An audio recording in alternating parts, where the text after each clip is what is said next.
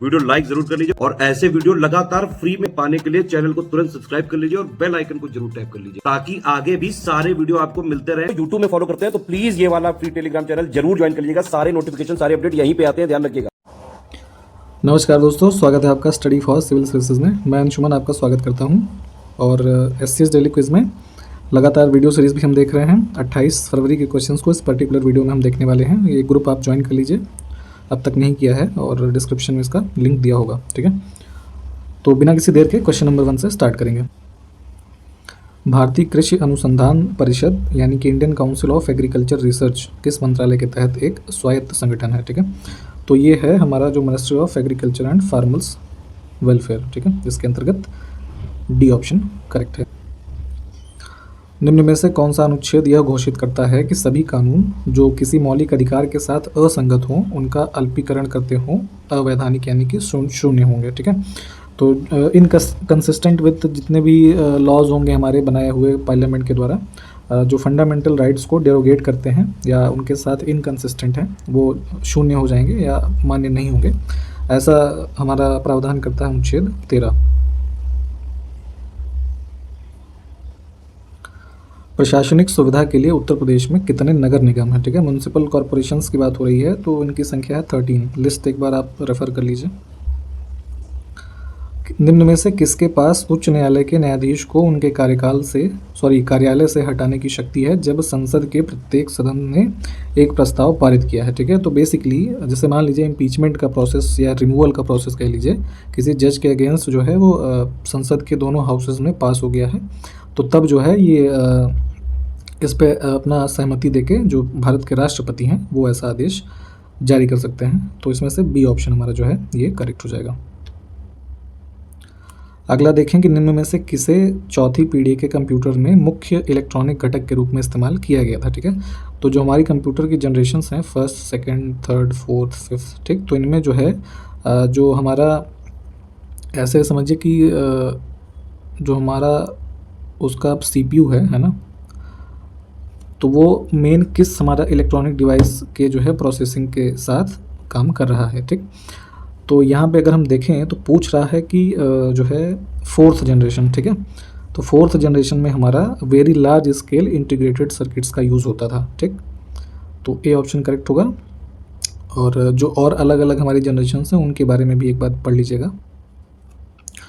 निम्न में से कौन सा संवैधानिक निकाय भारतीय संविधान के अनुच्छेद 338 के तहत स्थापित किया गया था, ठीक है।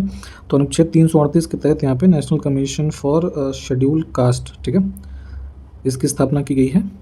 एज अ सेपरेट कमीशन ये इस्टेब्लिश हुआ था हमारा 89th अमेंडमेंट जो हुआ था उसके साथ, ठीक।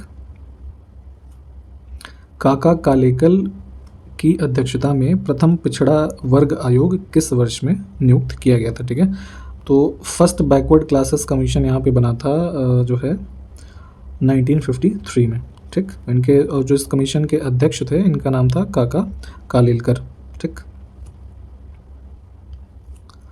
हवा में आर्द्रता को किस रूप में जाना जाता है, ठीक। तो जो हमारी एयर है, ठीक, तो उसमें जो है मॉइस्चर जो प्रेजेंट है उसको हम जानते हैं ह्यूमिडिटी के नाम से, ठीक है। स्पेशली जैसे कि बारिश का मौसम जब होता है, जैसे कि जुलाई अगस्त का जो महीना है, तो उसमें देखेंगे तो एक अजीब सा जो है चिपचिपापन आपको महसूस होगा अपने बॉडी के ऊपर, ठीक है। तो वो जो है वो ह्यूमिडिटी यानी कि जो एटमॉस्फेयर में मॉइस्चर है, ठीक है, उसके रूप में जाना जाता है। इनमें से कौन सा पोषक तत्व शरीर या मानव आहार के लिए मुख्य ऊर्जा स्रोत है, ठीक है। तो अगर देखें तो बॉडी जो हमारी ह्यूमन बॉडी है, तो एनर्जी सोर्स अगर हम देखें यहाँ पे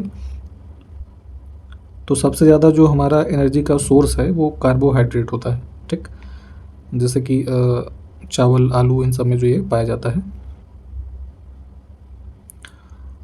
किस जीवाश्म ईंधन को बरीड सनशाइन के रूप में जाना जाता है, ठीक है। तो टर्म है ये ब्यूरेड सनशाइन, ये होता है कोयला, ठीक है। भारतीय संविधान के निम्न में से किस अनुच्छेद में अंतर्राज्य परिषदों की स्थापना का प्रावधान शामिल है, ठीक है। तो जो इंटर स्टेट काउंसिल सेटअप होती हैं, है ना, दो स्टेट के बीच किसी विशेष मुद्दे के लिए, तो इनका सेटअप जो है किया जाता है अनुच्छेद 263 के अंतर्गत, ठीक। ये प्रावधान दिया है हमारा जो संविधान का भाग 11 है ना, उसमें सेंट्रल स्टेट रिलेशंस वाला भाग जो है ना, तो यहाँ पे दिया है। भारतीय संविधान का कौन सा भाग विशेष रूप से केंद्र शासित प्रदेशों से संबंधित है? ठीक है, तो जो यूनियन टेरिटरीज हमारी हैं इनका मेंशन हमको मिलता है यहाँ पे पार्ट 8 में, सॉरी, ठीक है, 8th पार्ट जो है, इसमें अनुच्छेद 239 से लेके 242 तक जो है ये इस भाग के अनुच्छेद हैं। यहाँ पे आपको केंद्र शासित प्रदेशों के जो है मैनेजमेंट से संबंधित प्रावधान मिलते हैं। इंस्टाग्राम का अधिग्रहण किस प्रसिद्ध सोशल मीडिया दिग्गज द्वारा किया गया था? ठीक है, तो यहाँ पे थोड़ा इंग्लिश हिंदी में गलत लिखा है। ठीक है, तो इंस्टाग्राम जो एक पिक्चर्स वगैरह जो है शेयर करते हैं इस पर, है ना, सोशल मीडिया प्लेटफॉर्म है, इसको अक्वायर किया गया था फेसबुक के द्वारा और ईयर था ये 2012। ठीक, धार्मिक संस्था अधिनियम कब अधिनियमित किया गया था? ठीक है, रिलीजियस इंस्टीट्यूशंस एक्ट बनाया गया था हम यहाँ पे इंडिया में 1988 में। राष्ट्रीय धार्मिक और भाषाई अल्पसंख्यक आयोग ने अपनी रिपोर्ट किस वर्ष में प्रस्तुत की? ठीक है, तो यहाँ पे national commission for religious and linguistic minority जो है इसको कॉन्स्टिट्यूट किया गया था गवर्नमेंट ऑफ इंडिया के द्वारा अक्टूबर 2004 में। ठीक है, इसके जो चेयरमैन थे इस कमेटी के जस्टिस रंगनाथ मिश्रा। ठीक, तो इन्होंने अपनी रिपोर्ट जो है ये प्रस्तुत की थी 2007 मई में। निम्न में से कौन सी वैकल्पिक विवाद समाधान तंत्र में प्रयुक्त तकनीक नहीं है? ठीक है, तो अल्टरनेटिव डिस्प्यूट रेजोल्यूशन मैकेनिज्म के कुछ जो कंपोनेंट्स होते हैं, तो यहाँ पे जो टेक्निक्स अगर हम देखें, मान लीजिए किसी दो पार्टी में विवाद है तो डिस्प्यूट रेजोल्यूशन अगर उनका हो रहा है तो वैसे में जो है विवाचन होता है, मध्यस्थता, समझौता। ठीक है, कोर्जन या फिर अवपीड़न जो है ऐसा कुछ नहीं है, तो बी ऑप्शन करेक्ट होगा। निम्न में से कौन सा संगठन वैश्विक वेतन रिपोर्ट जारी करता है? ठीक है, तो ग्लोबल वेज रिपोर्ट जो है ये रिलीज़ किया जाता है इंटरनेशनल लेबर ऑर्गेनाइजेशन के द्वारा। महात्मा गांधी काशी विद्यापीठ विश्वविद्यालय उत्तर प्रदेश के निम्न में से किस जिले में स्थित है? ठीक है, तो ये है हमारा वाराणसी में। अगला देखें, उत्तर प्रदेश विधान परिषद में कितने जो है मेंबर्स का चयन किया जाता है? ठीक है, तो बाई कैमरल लेजिस्लेचर है उत्तर प्रदेश में। ठीक, तो एक विधानसभा है, एक विधान परिषद है, तो विधान परिषद की बात हो रही है, तो यहाँ पे इसमें टोटल जो है इनकी संख्या है 100। ठीक, और विधानसभा जो है अभी हाल ही में जैसे इलेक्शन हुआ तो यहाँ पे टोटल संख्या है 403। ठीक, और लोकसभा में अगर यहीं देख लें तो लोकसभा में उत्तर प्रदेश की तरफ से जाते हैं 80 मेंबर्स, और जो राज्यसभा है, राज्यसभा में टोटल 31 मेंबर्स जाते हैं।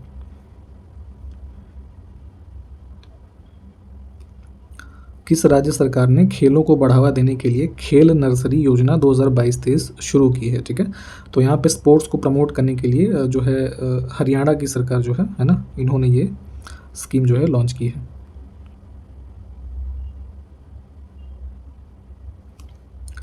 पेमेंट्स बैंकों में प्रति खाता अधिकतम शेष बैलेंस की राशि क्या है? ठीक है, तो जैसे ऑनलाइन आजकल पेमेंट बैंक्स जो हैं अवेलेबल हैं, जैसे कि पेटीएम पेमेंट बैंक है ना, एयरटेल पेमेंट बैंक। ठीक, तो इस तरीके के जो पेमेंट बैंक्स हैं, तो इसमें जो मैक्सिमम बैलेंस लिमिट है आपके अकाउंट की, सेविंग्स अकाउंट जो होते हैं, तो ये होती है 2 लाख रुपए। ठीक,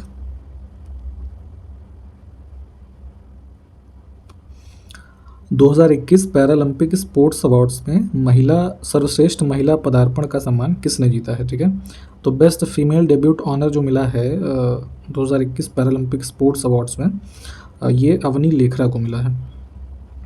ठीक, सी ऑप्शन करेक्ट है। और अभी जो पैरालंपिक्स गेम हुए थे है ना टोक्यो में, इसमें इन्होंने जो है शूटिंग में गोल्ड मेडल जीता था। ठीक,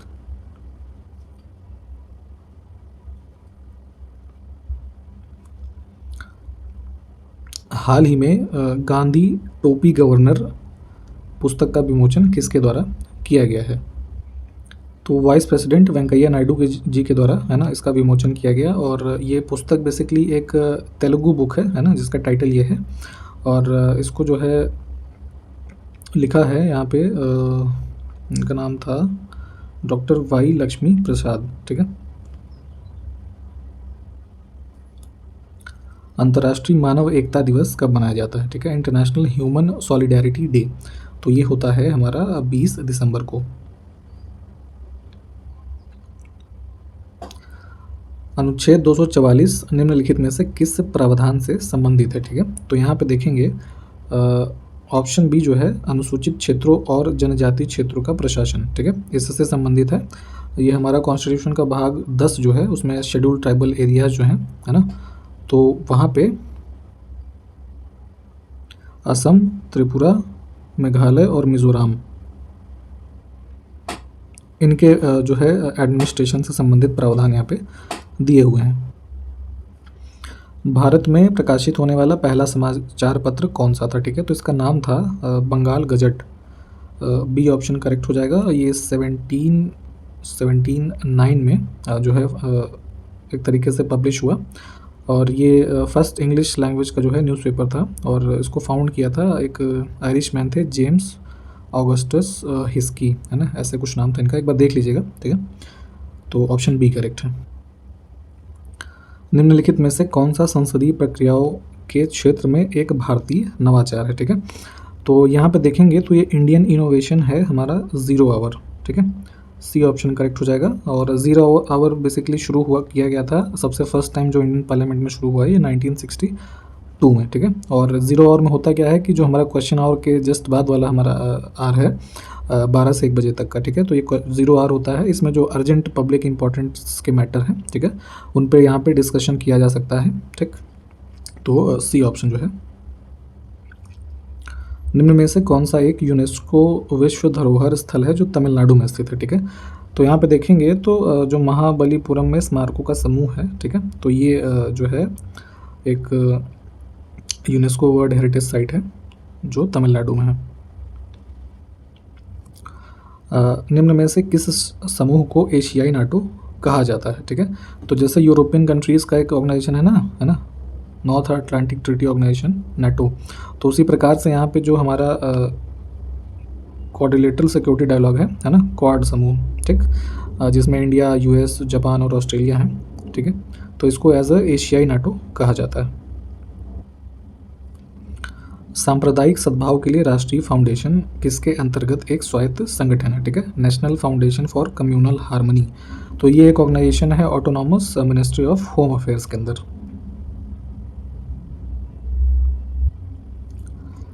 तापमान मापने के लिए उपयोग में लाया जाने वाला उपकरण जो है कौन सा है? तो ये होता है थर्मामीटर, ठीक। ट्रोजन किस मतलब निम्न में से किसका एक उदाहरण है? ठीक है, तो जो मैलवेयर्स होते हैं, ठीक है, यहाँ पे साइबर अटैक्स के फॉर्म में जो कंप्यूटर्स में सेंध लगाने के लिए जो है समय समय पर हैकर्स के द्वारा यूज़ किए जाते हैं, तो ट्रोजन जो है उसी का एक एग्जांपल है। ये ऑप्शन करेक्ट हो जाएगा। निम्न में से कौन सी एजेंसी भारत में अपराध के आंकड़ों को एकत्र करने, संकलित करने और विश्लेषण करने की प्रक्रिया में लगी हुई है, या जो है इनका कंपाइलेशन जो है वो किया जाता है? ठीक, तो नेशनल क्राइम रिकॉर्ड ब्यूरो जो है, ठीक, तो ये जो है इन आंकड़ों को एकत्र करते हैं और अपनी क्राइम इन इंडिया जो है एक रिपोर्ट इस नाम से इसको भी प्रस्तुत करते हैं, जिसमें जितने भी भारत में इस तरीके के आंकड़े हैं, है ना, क्रिमिनल रिकॉर्ड से संबंधित, ये सब उसमें पब्लिश किए जाते हैं। निम्न में से कौन सा संगठन लिंग समानता सूचकांक जारी करता है? ठीक है, जेंडर पैरिटी इंडेक्स अगर देखें तो ये रिलीज़ किया जाता है यूनेस्को के द्वारा, ठीक है। केंद्रीय प्रशासनिक न्यायाधिकरण के अध्यक्ष और सदस्यों को किसके साथ परामर्श के बाद राष्ट्रपति द्वारा नियुक्त किया जाता है? ठीक है, तो जो सेंट्रल एडमिनिस्ट्रेटिव ट्रिब्यूनल है, तो इसके जो हमारे मेंबर्स हैं वो चेयरमैन हैं, ठीक है, तो इनकी अपॉइंटमेंट की जाती है प्रेसिडेंट के द्वारा। इसमें कंसल्टेशन लिया जाता है चीफ जस्टिस ऑफ इंडिया का, ठीक है, उसके बाद इनकी जो है नियुक्ति की जाती है। ए ऑप्शन करेक्ट हो जाएगा। आयकर की गणना के प्रयोजन के लिए प्रत्येक वर्ष अप्रैल के पहले दिन से शुरू होने वाले और अगले वर्ष के 31 मार्च को समाप्त होने वाले 12 महीनों की अवधि को किस रूप में जाना जाता है? ठीक है, तो जो इनकम टैक्स इंडिया में मतलब काउंट किया जाता है, तो यहाँ पे 1 अप्रैल से लेके, है ना, जो है अगले साल 31 मार्च, तो ठीक है, तो यहाँ तक की अवधि को कैलकुलेट करते हैं और ईयरली बेसिस पे जो है इनकम टैक्स यहाँ पे चार्ज किया जाता है। तो इस पूरे टाइम पीरियड को जो लगभग 1 वर्ष का है इसको असेसमेंट ईयर बोलते हैं, यानी कि निर्धारण वर्ष, है ना, कर निर्धारण वर्ष। भारतीय संविधान में ऐतिहासिक 73वें और 74वें संशोधन को अधिनियमित करने के दौरान भारत के राष्ट्रपति कौन थे? ठीक है, तो 73rd और 4th अमेंडमेंट जो है ये पंचायत और म्यूनसिपालिटी जो हैं इससे संबंधित प्रावधानों को यहाँ पे कानूनी दर्जा मिला इन अमेंडमेंट्स में वर्ष 1992 में। और इस दौरान जो भारत के प्रधानमंत्री रहे PV नरसिम्हा राव। निम्नलिखित में से किस निर्देशक तत्व को 1976 में संवैधानिक संशोधन अधिनियम के माध्यम से भारतीय संविधान के भाग 4 में जोड़ा गया था? ठीक है, तो जो DPSP का हमारा पार्ट है 4th वाला, उसमें देखेंगे तो अनुच्छेद 48A जो है इसको ऐड किया गया, जिसमें प्रावधान है हमारा ये ऑप्शन B वाला। ठीक, यहाँ पे पर्यावरण का संरक्षण और सुधार तथा वन और वन्य जीवों की सुरक्षा करना, तो B ऑप्शन जो है ये हमारा यहाँ से करेक्ट हो जाएगा।